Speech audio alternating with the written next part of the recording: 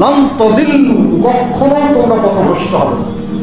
কেউ তোমাদেরকে জাহান্নামের পথে, ভুল পথে, কোরআন এবং সুন্নাহর পরিপন্থী পথে নিয়ে যেতে পারবে না। সম্মানিত উপস্থিতি, আল্লাহ রাব্বুল আলামিনের নিপুণ সৃষ্টি হচ্ছে মানুষ।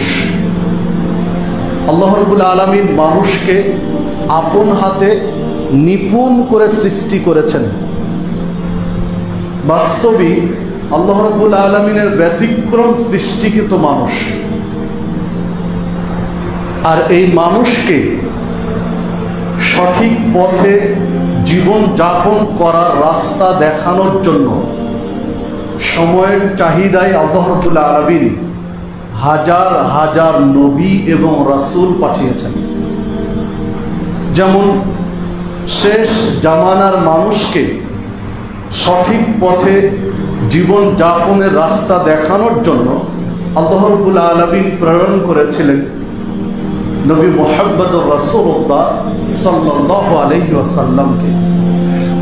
নবী মুহাম্মদ সাল্লাল্লাহু আলাইহি ওয়াসাল্লাম মানুষ কিসের ভিত্তিতে জীবন যাপন করবে এইটা উল্লেখ করেছেন বিদায় হজ্জের ভাষণে। লক্ষাধিক সাহাবীকে সামনে রেখে ব্যর্থহীন কণ্ঠে যখন ভাষণ দিচ্ছিলেন, সেই ভাষণের মধ্যে একটা পর্যায়ে গিয়ে বলেছিলেন, তারাক্তু ফিকুম আমরাইন লান তাদিল্লু মা তামাসসাকতুম বিহিমা কিতাবাল্লাহ ওয়া সুন্নাতা নবিয়্যিহি। আল্লাহ রাসূল সাল্লাল্লাহু আলাইহি ওয়াসাল্লাম বলছেন, আমি তোমাদের থেকে চলে যাব, বিদায় নেব, তবে তোমাদের মাঝে দুইটি জিনিস আমি রেখে যাচ্ছি। তোমাদের থেকে আমি চলে যাব, কিন্তু দুইটি জিনিস তোমাদের মাঝে রেখে যাচ্ছি।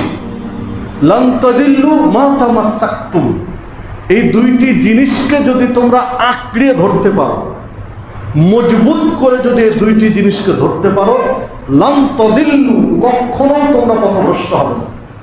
কেউ তোমাদেরকে জাহান্নামের পথে, ভুল পথে, কোরআন এবং সুন্নাহর পরিপন্থী পথে নিয়ে যেতে পারবে না। এই দুইটিকে যদি আঁকড়ে ধরতে পারো, সে দুইটি হচ্ছে কিতাব আল্লাহ, আল্লাহর কিতাব তথা কোরআন মাজিদ। আর দ্বিতীয়টি বললেন সুন্নাতা নবিয়্যিহি, নবীর সুন্নাহ তথা হাদিস।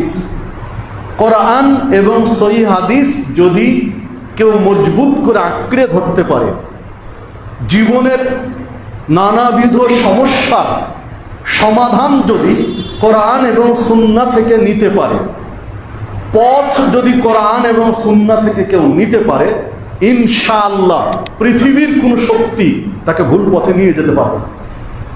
যা রাসূল সাল্লাল্লাহু আলাইহি ওয়াসাল্লাম উল্লেখ করলেন, যে হাদিসটি মুওয়াত্তা মালিকের মধ্যে পাওয়া যাবে, 3338 নম্বর হাদিস এবং গ্রহণযোগ্য সনদে হাদিসটি বর্ণিত হয়েছে। তাহলে আপনাকে আমাকে কোরআন এবং সুন্নাহ ভিত্তিক সমস্যার সমাধান খুঁজতে হবে। সমাধান খুঁজতে হবে কোরআনুল কারীমের মধ্যে, সমাধান খুঁজতে হবে রাসূলের সুন্নাহর মধ্যে, সহিহ হাদিসে। তো ইবাদত কবুলের ক্ষেত্রে, জীবন যাপনের ক্ষেত্রে একজন মুসলিমের জীবন যাপনে হালাল রিজিক কতটুকু জরুরি, হারাম বর্জন করা উচিত কিনা, কেন হারাম বর্জন করব, এই সমাধানগুলো, এই সমস্যার সমাধান খুঁজতে হবে আপনাকে কোরআন এবং সুন্নাহর মধ্যে।